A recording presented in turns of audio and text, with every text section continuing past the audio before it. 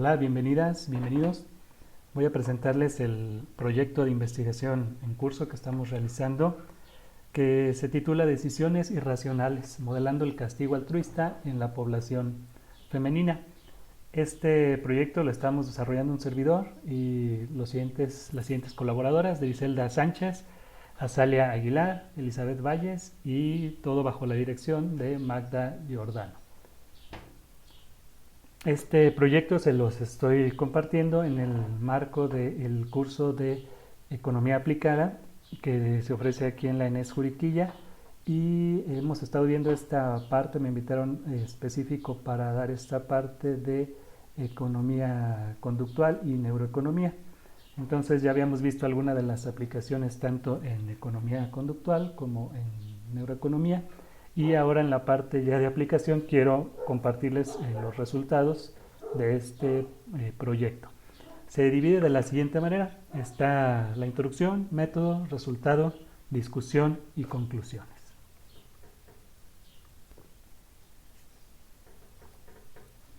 En la introducción veremos la cooperación y castigo social, las definiciones, un ejemplo de inicio. Platicaremos sobre el juego de los bienes comunes o el dilema de los bienes comunes, que es el paradigma central de este estudio. Retomaremos las definiciones de curva de indiferencia, de microeconomía, y luego ya en el método veremos cómo se compone nuestra muestra, qué tarea de decisión tuvieron que hacer y cómo se procesaron los datos, para finalmente platicar sobre los resultados encontrados, discutir al respecto y esbozar algunas conclusiones. Un ejemplo así muy tangible de qué son los bienes comunes: imaginemos que vives en un condominio donde tienen la casa club o donde tienen un área común con una alberca, y en específico pues en los condóminos no es que esto sea de uno, pertenece a todos, es un bien común.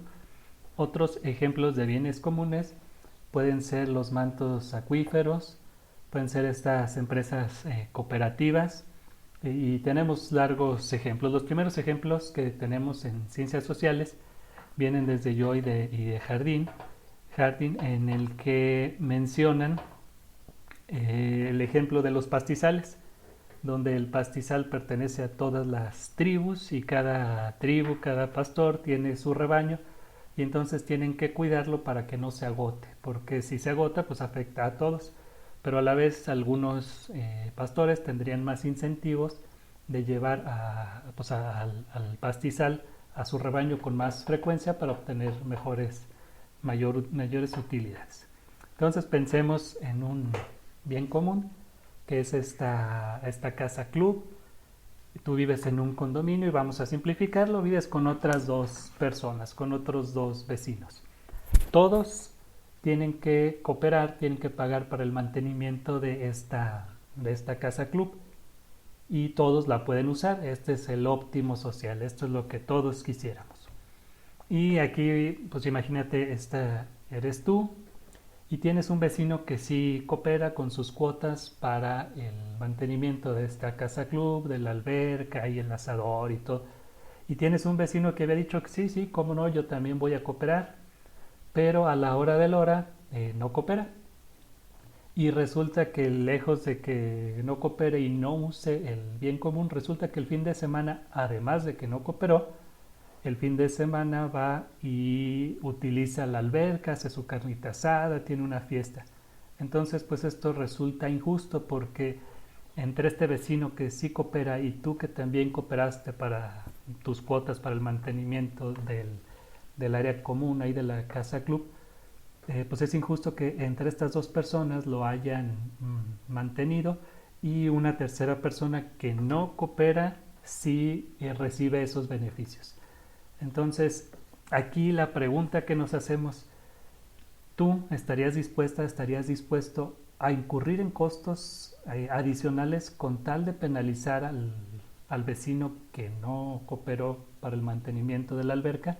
Es decir, que si ya diste para el mantenimiento, tus cuotas para el mantenimiento de la alberca, limpieza y demás, y hubo otro vecino que también lo dio, pero hubo que no cooperó, la pregunta es: ¿incurrirías tú, por ejemplo, en gastar de tu dinero en candados, en cadenas, para impedirle el acceso a quien no coopere. Eso sería un costo adicional, te estaría costando a ti recursos adicionales, pero estarías penalizando en cierta forma a la persona que no cooperó, porque no podría entrar, se le estaría negando. Su penalización sería que se le niegue el acceso hasta que se ponga al corriente, y si es necesario, pues con intereses. Esa es la pregunta que nos hacemos. Entonces te pregunto, ¿tú incurrirías en esos costos con tal de que recibiera esta sanción el vecino que no coopera?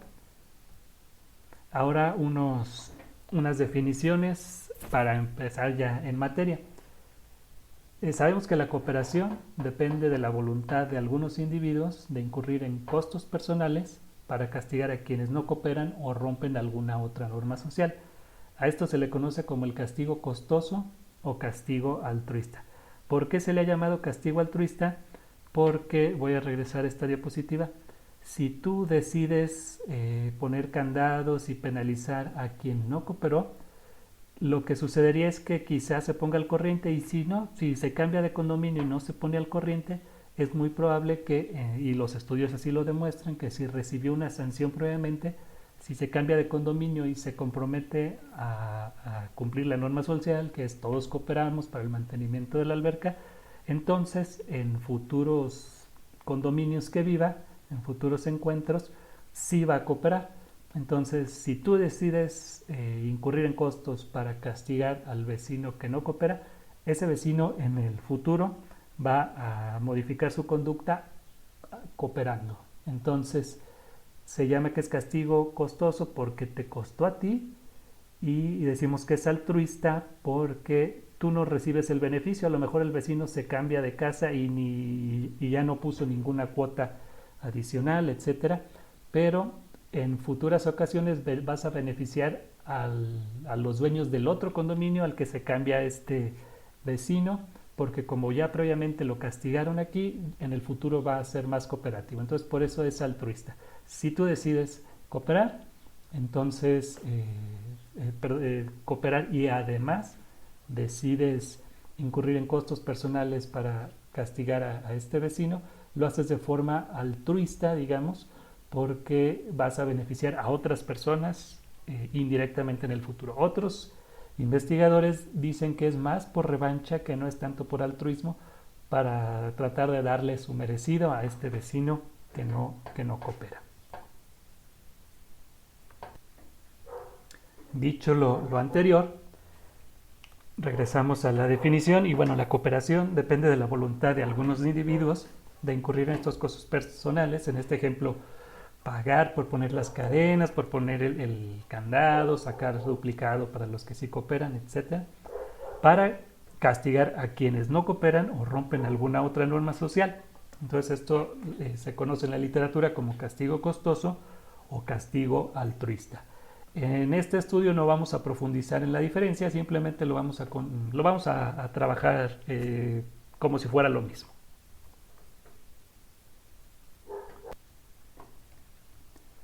Las siguientes definiciones que tenemos aquí es: la percepción de que se ha violado una norma social provoca respuestas emocionales negativas, específicamente el deseo de castigar y la expectativa de satisfacción por la revancha.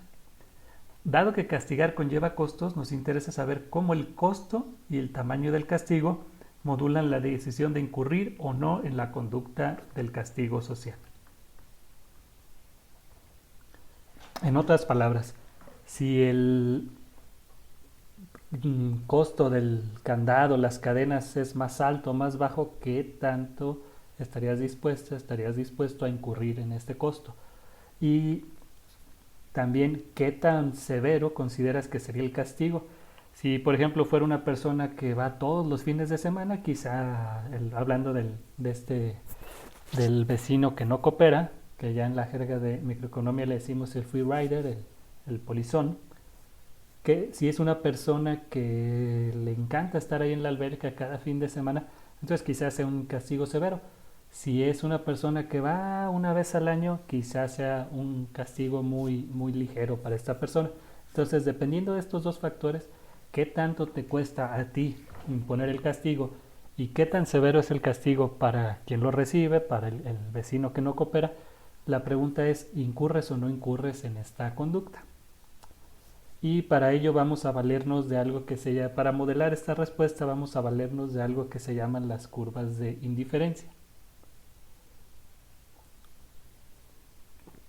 Lo que nos dicen las curvas de indiferencia, recordando sus clases de microeconomía, es que existen ciertas combinaciones de las cantidades de cada cesta para las cuales el consumidor es indiferente a la hora de elegir una de ellas. Un ejemplo vamos a citar: te ganaste un premio para ir al cine y te pueden ir haciendo una combinación de un combo con otro tipo de combos.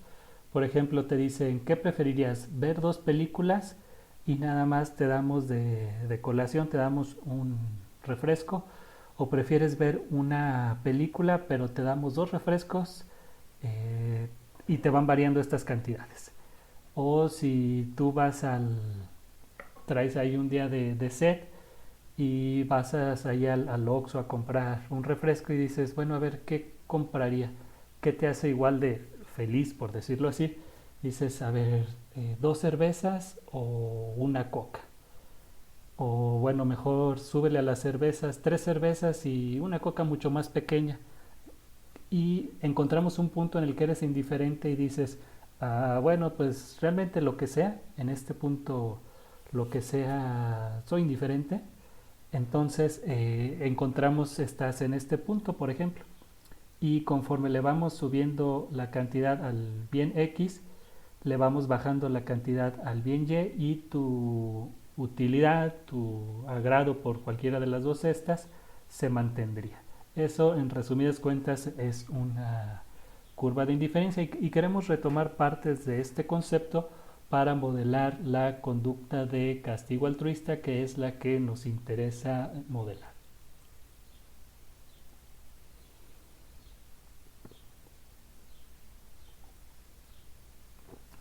Algo que quiero mencionar aquí, normalmente pues no tenemos ahí a los vecinos listos para encuestar y para tomar datos y para observarlos. Entonces tenemos que emular estas situaciones de decisiones sociales, de cooperación y bienes comunes en un laboratorio. Y lo que se hace es normalmente usar fichas para ver qué tanto la gente coopera, qué tanto la gente castiga. Y virtualmente todos los estudios regalan tokens, lo hacen con moneditas de plástico y es con los que trabajan. Y mantienen constante la relación costo-tamaño del castigo.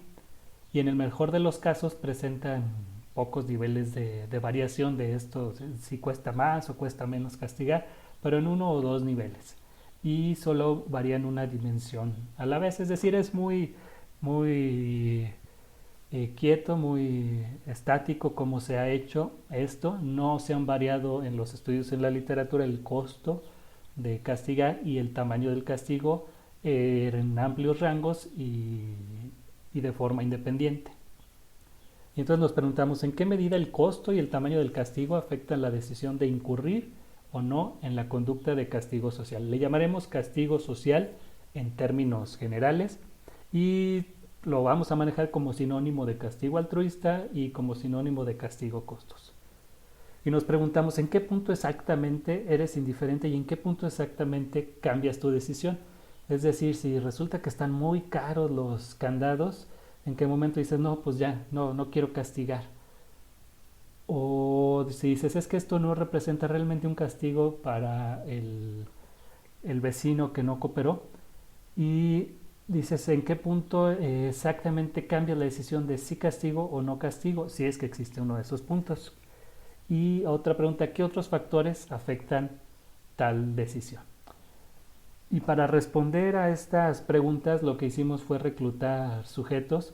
Pusimos este cartel en las paradas de autobuses, en las mamparas de las universidades de aquí de la UNAM, de la UAC, y en Radio UAC nos ayudaron con la difusión del cartel para reclutar sujetos.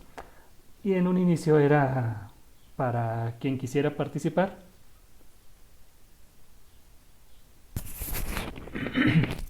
Perdón, ya después sucedió que como había diferencias de género reportadas en la literatura y como lo hemos visto en las partes previas del curso, resulta que fueron primero mujeres quienes atendieron al llamado, entonces nos quedamos con la muestra de mujeres. Después habrá que replicar este estudio en hombres. Y bueno, son 43 mujeres las que participaron en este estudio, una media de edad de 26 años y una desviación estándar de 4.3 y la edad va de 19 a 40 años quienes participaron. Seguimos todos los protocolos que nos indica la universidad, consentimiento informado y nos lo aprobó el comité de ética. También aplicamos un cuestionario de impulsividad previo a que participaran en nuestro estudio, en el laboratorio, y jugaron el juego de los bienes comunes que se los voy a platicar en un minutito. Y tuvieron una tarea de decisión, de castigar, no castigar, que también la voy a explicar a continuación. Después hicieron un autorreporte de enojo y gusto por el chocolate. ¿Por qué gusto por el chocolate? Me adelanto. En lugar de jugar estos juegos económicos que ya hemos visto en otras sesiones, con fichas o con dinero, se jugaron con chocolates. Luego hicimos una entrevista de salida y se hizo el desengaño y el pago.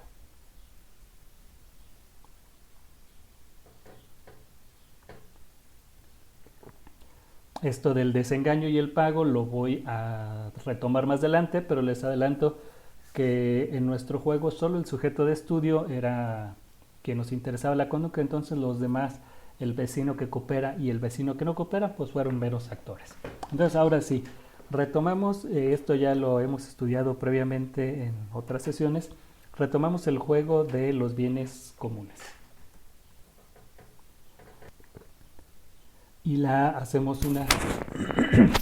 una adaptación de Ferry-Getcher de este juego. Entonces les explico el juego económico que realizaron nuestros sujetos de estudio en laboratorio. Tenemos, imagínate que tú eres el sujeto de estudio, tenemos un vecino que coopera, en este caso pues le vamos a llamar cómplice que coopera porque les adelanto que es un actor, y tenemos un cómplice que no coopera, o mejor dicho que traiciona, es decir, había dicho sí voy a cooperar, pero a la mera hora no coopera. Y entonces el juego es de la siguiente manera. Llegan todos el día que estaban citados y tanto el cómplice que coopera como el que no coopera también llegan como si fueran sujeto de estudio para enmascarar la situación y que el sujeto no se diera cuenta. Entonces tuvieron que trabajar, se les pasó una papeleta en la que tenían que resolver operaciones matemáticas y por cada operación matemática que resolvieran bien se les daban fichas.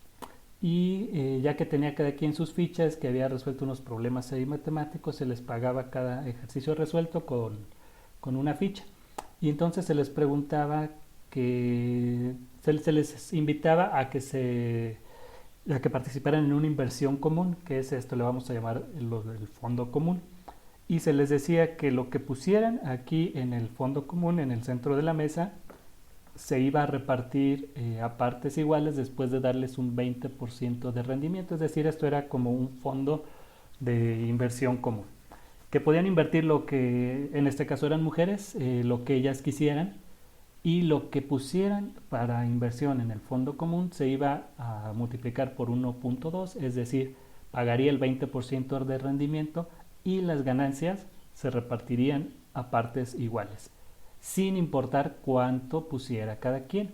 Entonces corre el riesgo de que alguien ponga más, alguien ponga menos, pero para tratar de paliar esa situación, lo que se hizo fue darles 2 minutos para que se pusieran de acuerdo y ver si podían llegar a un acuerdo de facto y luego cumplirlo. Obviamente aquí es donde está truqueada la situación, porque tenemos aquí unos roles específicos que tienen que jugar nuestros actores, nuestros cómplices. Entonces sale el investigador del laboratorio, las deja a las tres para que platiquen, para que se pongan de acuerdo de invertir o no invertir. Les adelanto que el óptimo social es que todo el mundo invierta el máximo que tiene, entonces el rendimiento es mayor y se divide a partes iguales. Ese es el óptimo social. Pero si tú juegas envidiosamente y engañas y dices, pensemos aquí en el cómplice que no coopera, y dices, sí, sí, cómo no, yo voy a cooperar, y a la mera hora no pone nada, nada más dice, sí, sí voy a cooperar, igual que con la alberca decía, sí, sí voy a cooperar para el mantenimiento, pero a la hora de poner su cooperación no la pone. Entonces, ¿qué es lo que sucede? Que lo que tenemos aquí en el centro solamente cooperó el sujeto y cooperó el otro vecino. Se paga el 20%, pero se reparte a partes iguales entre las tres personas. Y este sujeto que traicionó había conservado todas sus fichas que había ganado previamente y además le van a repartir del 20%. Entonces estamos emulando una situación por demás injusta aquí en el laboratorio. Entonces eso se jugó así. Al principio, en total fueron 4 rondas del juego que les acabo de mencionar y es importante destacar que solo en la última traiciona. Es decir, lo repito cómo fue el juego. Se le dieron a cada quien una papeleta. En esa papeleta venían ejercicios matemáticos. En cuanto los resolvían, se les pagaban con fichas y cada quien juntaba sus fichas. Eso fue la ronda 1. Tuvieron tiempo para ponerse de acuerdo. Ambos, bueno, todas dijeron sí, llegaron a un acuerdo. En ronda 1 pusieron su cooperación, se pagó el rendimiento y se repartió a partes iguales. Eso fue en la ronda 1. Y así transcurrió la ronda 1, la ronda 2 y la ronda 3. Y en la ronda 4, igual, todo igual, pero ya tenían más dinero ganado, más fichas, y les dice lo mismo el cómplice de que va a traicionar, les dice, sí, claro, quiero cooperar, y tú sí, yo también, y tú sí, órale, pues ponemos todo. Pero ya cuando es a la hora de poner el dinero, el cómplice que traiciona no pone nada, entonces las traiciona así flagrante. Y lo que sucede es que se queda con todas sus ganancias más lo que habían puesto ellas para el fondo común repartido a partes iguales. Es decir, traicionó pero de una forma abrupta. Así, el objetivo de este tratamiento que hicimos aquí en el laboratorio es poner al sujeto de estudio en la misma situación en la que te encontrarías si tú sí cooperaste para la alberca. Hubo gente que también cooperó, pero hubo gente que traicionó y no solo no cooperó, te había dicho que sí iba a cooperar y al final te quedó mal. Entonces emulamos esta situación en el laboratorio y les habíamos dicho que al final cada 3 fichas se iban a cambiar, se iban a canjear por chocolates de la marca Ferrero Rocher, es decir, unidades, así la bolita dorada.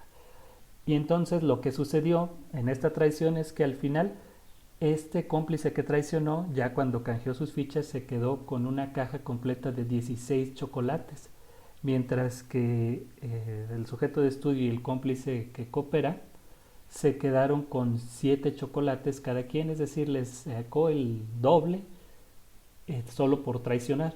Entonces aquí se les hace el canje y tiene cada quien sus chocolates. Imagínense la frustración del sujeto de estudio que ves que te traicionaron, te pagan, ya estuviste ahí resolviendo una hora ejercicios matemáticos, haciendo inversiones y ves que tus ganancias se vieron mermadas y que el cómplice se llevó una cajota de chocolates y lo tienes ahí enfrente. Y recuerden, el sujeto no sabe que son cómplices, cree que son otros sujetos que vinieron a participar en el estudio. Bueno, dicho eso, lo que siguió es que les dijimos vamos a hacer unas preguntas, pero es de forma individual. Entonces vamos a empezar y ya se imaginan, empezamos con el sujeto de estudio. Los otros, pues como son cómplices, es intrascendente. Solo iniciamos con el sujeto de estudio y aquí quiero aclarar, tenían un seudónimo bajo el que jugaban los cómplices. El sujeto que no, el cómplice, perdón, que no cooperaba y que traicionaba, su seudónimo fue Ana y el cómplice que cooperaba, su seudónimo fue Jimena. Entonces esto ya le da sentido a la siguiente pregunta. Poníamos al sujeto de estudio frente a una pantalla y le decíamos, ¿pagarías 3 de tus chocolates? Recuerden que ya solo tiene 7 chocolates y el que traicionó tiene una caja completa de 16 chocolates. Y se le pregunta, ¿darías 3 de tus chocolates a cambio de que cuando sea el turno de Ana la castiguemos con quitándole 50% de sus chocolates porque evidentemente rompió el acuerdo que ustedes tenían? Y luego le aparecen aquí las respuestas y ya en la computadora dice sí o dice no. Eso, imagínate que tú eres el sujeto de estudio, después de este tratamiento te preguntamos eso y te decimos, esto tiene consecuencias reales, o sea, traes tus 7 chocolates, la traidora trae 16 chocolates, ¿cuántos estarías dispuesta a dar a cambio de que le quitemos cierta fracción de sus chocolates a la traidora? Entonces para eso vamos variando la cantidad de chocolates. En la siguiente pregunta, en lugar de preguntarte 3 chocolates, vuelve a aparecer esta pantalla después de un tiempo y te aparece la pregunta nuevamente, pero ahora te dice, ¿darías 4? ¿Darías 5? 6, 7? Se van presentando estas cantidades aquí donde dice 3 y van variando en cada uno de los ensayos. Y también la cantidad de castigo la vamos variando entre quitarle el 10%, quitarle el 40%, quitarle el 60%, el 80% o el 100% de sus chocolates. Y esto aparecen, son 40 permutaciones, hay 40 opciones. Entonces, lo que le decimos al sujeto es, pues ponte a abusar a lo que realmente quieras responder porque tiene consecuencias reales. De esas 40 variaciones, respóndelas como si fuera la respuesta real, porque al final vamos a agarrar una al azar y se va a hacer real. O sea, tiene consecuencias reales lo que decidas en cada uno de estos ensayos. Y de esta manera vemos o queremos ver si las personas castigan o no castigan dependiendo el costo del castigo. Aquí, ¿cuántos chocolates estarías dispuesta a dar? Estamos variando el costo del castigo y el tamaño del castigo que recibe el sujeto que traiciona. Lo estamos variando también la penalización, cuánto le quitaríamos a ese sujeto que traiciona. Entonces, pues imagínate, ya estuviste una hora respondiendo, ahí haciendo operaciones matemáticas y habías empezado a ganar fichas, dinero por tus inversiones y todo iba muy bien y al final te traicionan y te dejan con muy poquito de lo que ya habías ganado y ves cómo el sujeto traidor se lleva más del doble que lo que tú tienes. Entonces, ¿qué tanto estarías dispuesta a dar ya perdiste, qué tanto adicional estarías dispuesta a que te cueste con tal de que reciba su merecido el que hizo trampa?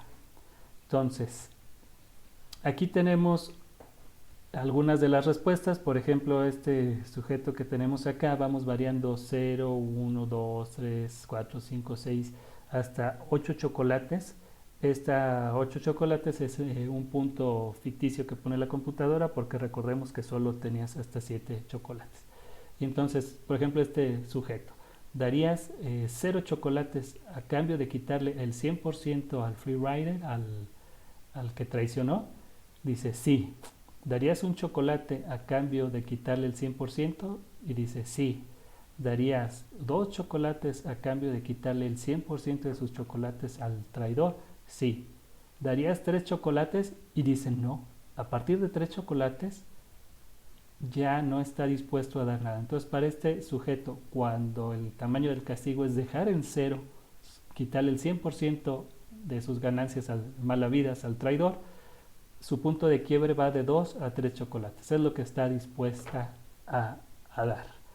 Y así lo hicimos con las diferentes variaciones en el tamaño de la penalización al traidor y lo hicimos con todos los sujetos que participaron en nuestro estudio. Entonces, Aquí hay algunos sujetos, por ejemplo, este sujeto siempre dijo no.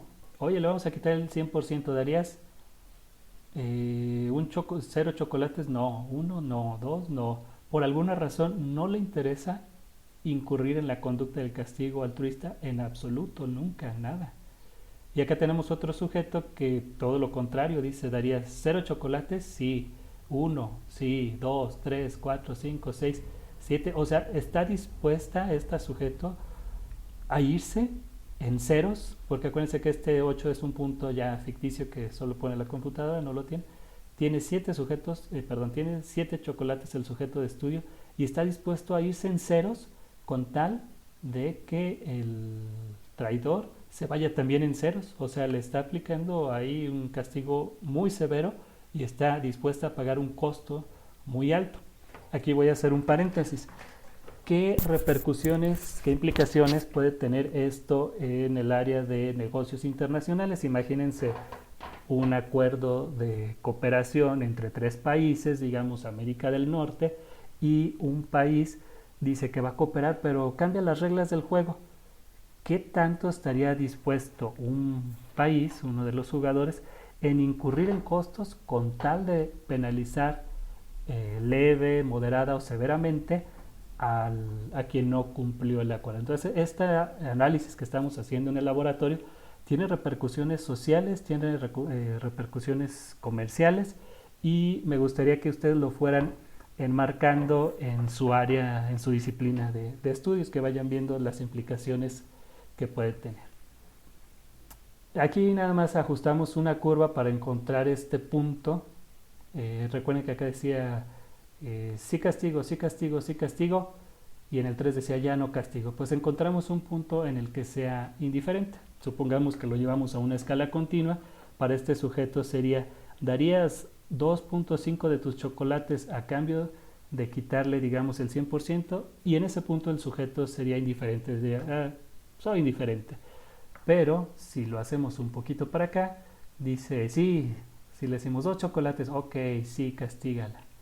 3 chocolates, no, ya no la castigues. Encontramos aquí un punto de quiebre, un punto de indiferencia, y así calculamos todos estos puntos, hicimos ahí ajustes para encontrar todos esos puntos para todos los sujetos de estudio. Es decir, esos puntos son los que van a conformar la curva de indiferencia. Y a la curva de indiferencia creemos que puede tener 3 formas, 3 ecuaciones. De momento las menciono: un modelo lineal, que una línea recta nos puede describir qué tanto la persona está dispuesta a incurrir o no; un modelo exponencial y un modelo sigmoidal. Estos son los que creemos que nos va a ayudar a modelar esta conducta. Y esto es el Akaike Information Criterion para muestras pequeñas. También utilizamos una variante del algoritmo de Nash. Esto es pura metodología. Buscamos algunas correlaciones, verificamos en un intervalo de confianza qué tan significativas son y luego planteamos algún modelo de ecuaciones estructurales. Como no es el objetivo de esta charla, lo voy a dejar de momento. Pero lo que vemos aquí en la siguiente diapositiva es que estos que tenemos sombreados son los que mejor ajustan para describir esa conducta. Y en este caso vemos que son modelos sigmoidal para la inmensa mayoría, Si bien para el sujeto 24 un modelo lineal es óptimo, para el 31 también, el 38 también, el 43, el 35 es un modelo exponencial, etcétera. Pero para la inmensa mayoría el modelo sigmoidal es el que mejor describe esta conducta. Más detalles a continuación. Los que tienen menos infinito y tienen un asterisco es que son sujetos que decidieron no incurrir en la conducta. Es decir, no, yo no quiero castigar, no importa si el castigo es barato y el impacto en el castigo sobre el que traicionó es alto, no importa. Estos sujetos que ajustan un modelo lineal son sujetos que dicen, a mí dame mis chocolates, yo ya terminé mi participación, no estoy interesado en castigar al free rider, en castigar al traidor. Estas ya son las curvas. Recuerden que habíamos visto curvas de indiferencia al inicio con el ejemplo de si te habías ganado un pase para ir al cine y que te hicieran ahí tu combo. ¿Qué prefieres? ¿Dos películas y un refresco? ¿O prefieres ver una película, dos refrescos y hasta le podemos poner ahí nachos en el combo? En la cesta tú pones lo que tú quieras y vas variando las cantidades. Aquí nada más vemos cómo va variando. Le quitamos sus 16 chocolates, le quitamos 15, 14, 13. Esto es cuánto le quitamos al freerider, al traidor, y acá cuánto te cuesta a ti. Vemos que, por ejemplo, este sujeto está dispuesta a pagar muchísimos, casi todos sus chocolates, con tal de quitarle. Y esto lo vamos a retomar más adelante, tiene implicaciones, son conductas atípicas que pueden tener efectos, están mostrando efectos de desórdenes de la conducta. Quizá podría ser estos dos sujetos.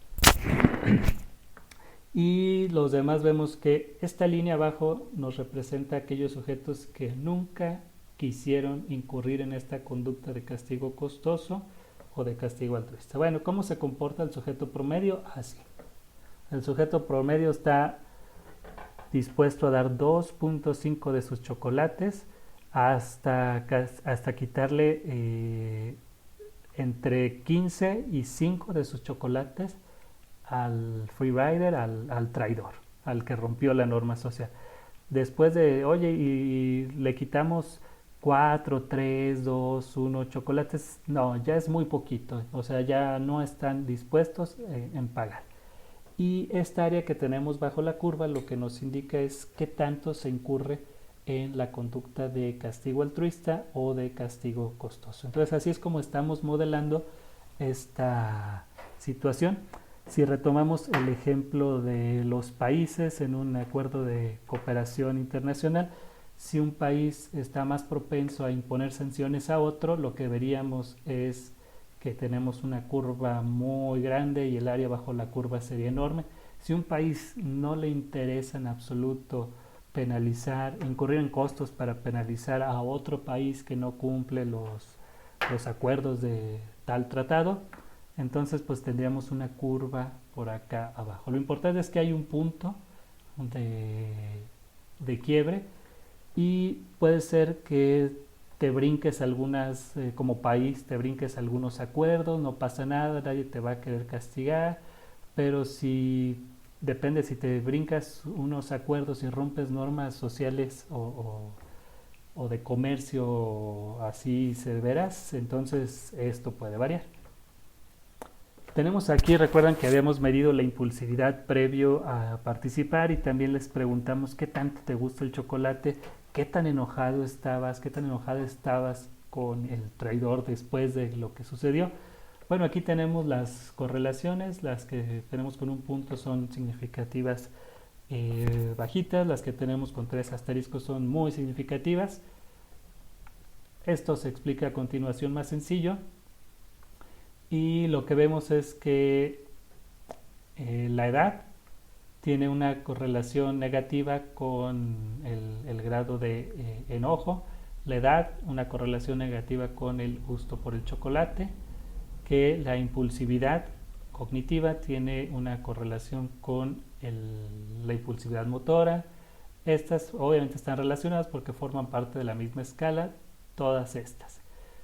Pero ya hay otras que nos interesan, el grado de enojo con la impulsividad no planeada, el grado de enojo, qué tan enojado se autorreportó el sujeto que le causó esta situación, con la impulsividad total, el área bajo la curva con el nivel de castigo máximo. El nivel de castigo máximo, por ejemplo, es hasta cuántos chocolates estuvo dispuesta a dar cada una de nuestros sujetos de estudio.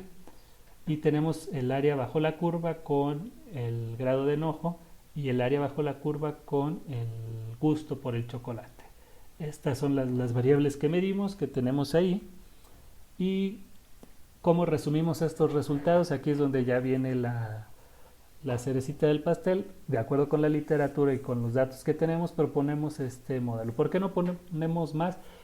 más variables que puedan explicar esta conducta de este comportamiento de castigo, porque recuerden que solo tenemos 43 sujetos y hay una relación entre qué tantas variables puedes utilizar en un modelo de ecuaciones estructurales como variables que te van a explicar y el número de sujetos.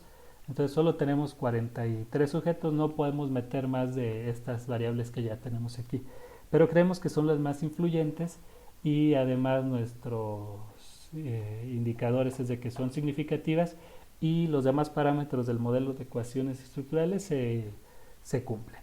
Entonces lo que queremos es explicar el sentido de estas correlaciones, cómo afectarían una causa, porque recuerden que las correlaciones no dan causa, entonces estamos proponiendo que podría haber una causalidad en esas correlaciones de acuerdo a la literatura y estamos probando este modelo para ver si son en ese sentido y tal parece que sí. La conducta que nos interesa es el comportamiento de la conducta de castigo social, castigo altruista, son sinónimos, y parece que nos lo explica el gusto por el chocolate. Si te gusta mucho el chocolate, entonces incurres menos en la conducta de castigo altruista. Y tenemos que la impulsividad total también puede verse influida con o sea, qué tan impulsiva es la persona influye en el comportamiento de castigo social, castigo costoso, castigo altruista, pero está modulada por el grado de enojo, es decir, estas tienen una interacción, no es directa. La impulsividad total sí influye qué tanto afecta la conducta de castigo altruista. Nuevamente, si estos fueran países, tendría mucho que ver por ejemplo, su presidente, qué tan impulsivo es, pero también estaría esto a su vez modelado en qué tanto se enojó porque rompieron la norma social otro país, por ejemplo. Y entonces estos dos factores, el grado de enojo, modula la impulsividad, vamos a pensar, del presidente de un país, y esto, si está enojado y es impulsivo, pues van a tener un efecto aditivo, digamos, y es más fácil que incurran en la conducta de castigo costoso. Si el presidente de un país no se enojó o es poco impulsivo, pues es probable que incurra poco en la conducta de penalizar a otro país que rompió un acuerdo de comercio, de cooperación, etcétera. E influye qué tanto te gusta aquello que tienes que perder o que estás perdiendo, qué tanto te gusta a ti, por ejemplo en este caso el chocolate. Si lo ponemos en el ejemplo de los países, recuerdan ustedes ahora que se renegoció el tratado de libre comercio en la era de Trump, pues ahí se enojó Justin Trudeau porque todo lo que hacía en ciertas industrias le afectaba. Entonces aquí lo podemos interpretar de que realmente tenía gusto por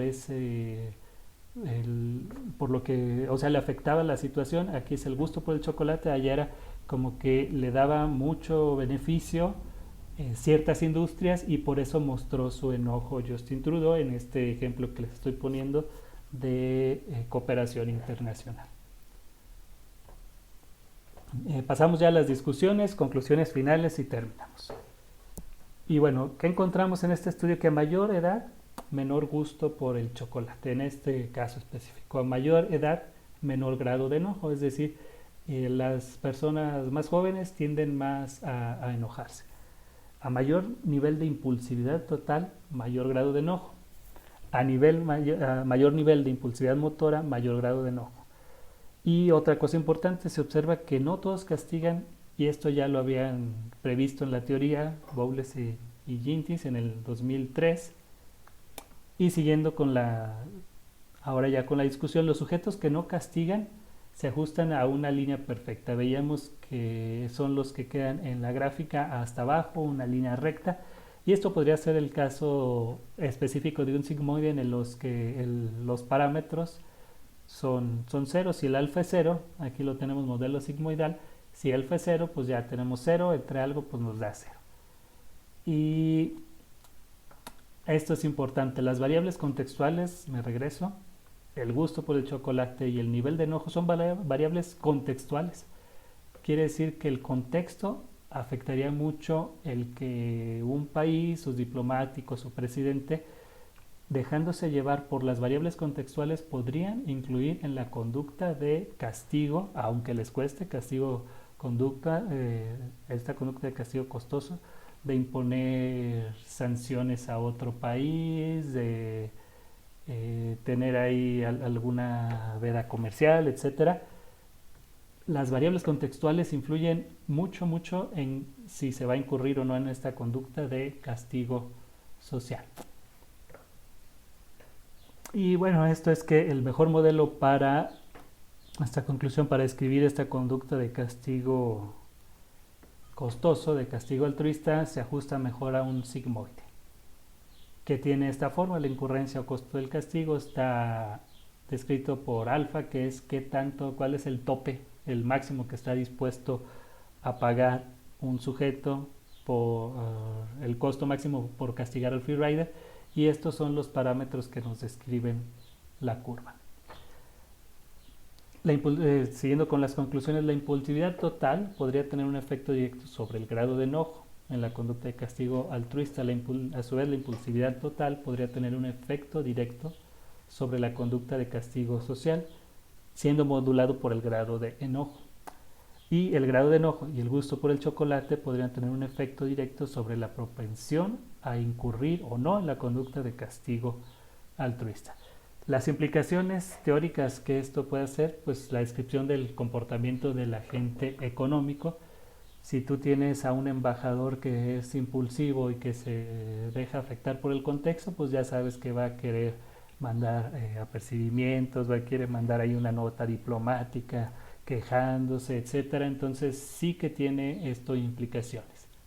¿Qué implicaciones tendría también prácticas? Bueno, en neuroeconomía, que hemos platicado en otras sesiones, nos ayudaría para diseñar regresores que nos ayuden a identificar el correlato neural de la decisión de castigar y no castigar. Habíamos platicado, por ejemplo, los estudios de Tania Singer y colaboradores. Esa información que tenemos nos ayudaría a diseñar tareas específicas para cerebralmente identificar en qué región se lleva esta comparación. Habíamos hablado de la conducta habitual y la conducta orientada a objetivos. Esta es una conducta orientada a objetivos, una situación novedosa, y nos permitiría identificar qué parte del cerebro hace esta comparación, entre otras cosas. ¿Qué otra implicación tendría este estudio? Bueno, los estudiosos de Parkinson comentan que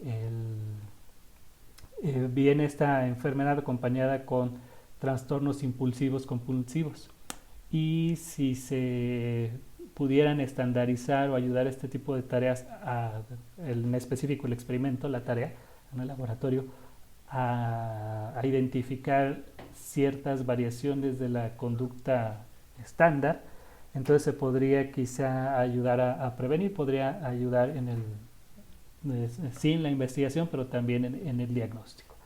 Y finalmente, las limitaciones es que la variable grado de enojo y gusto por el chocolate pues no tienen una distribución normal, entonces hay que tratarlas con pinzas, y que solo estamos incluyendo un género. Recuerden que dadas las diferencias que habíamos visto en otras sesiones, no podíamos revolver géneros porque teníamos que controlarlo. Entonces aquí lo controlamos solo estudiando un género, falta estudiar el otro género y falta estudiar las combinaciones, si por ejemplo es hombre jugando con mujer, o si las dos cómplices son mujeres y las dos cómplices son hombres. Todas estas variables habría que permutarlas y estudiarlas. Finalmente platicábamos de la neuroeconomía y decíamos que pareciera que el escaneo cerebral, el fMRI, es como la parte más vistosa. Pero si no vemos la parte de microeconomía, la parte de economía conductual, no podríamos obtener nada de lo que se hace en neuroeconomía. y sin todo el manejo estadístico, imposible. Entonces este es así como un chistecillo de que aunque lo más vistoso pudiera parecer la parte de neuroeconomía, la verdad es que sin la economía aplicada, sin la economía conductual, nada de lo demás sería posible. Ya tienen mi correo, hasta aquí la presentación, les agradezco su atención y no duden en escribirme, cualquier cosa la podemos discutir en alguna de las siguientes sesiones. Muchas gracias por su atención, hasta pronto.